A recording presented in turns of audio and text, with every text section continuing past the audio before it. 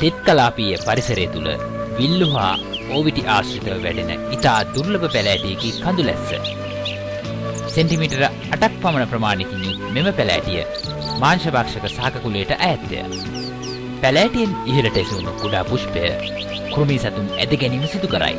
පැලෑටියේ පත්‍රවල ඇති මැලියම් ස්වභාවයට සතුන් ග්‍රහණය වේ. උද්භිද විද්‍යාත්මක නාමය ද්‍රොසේරා වන අතර මෙහි ඖෂධීය ගුණය රෝග රැසක් නිවාරණය සඳහා යොදා ගැනේ. ශරීරයේ ලේ පිරිසිදු කිරීම සහ දියවැඩියා නිවාරණ ශක්තියෙන්ද අගතැන්පත්ය.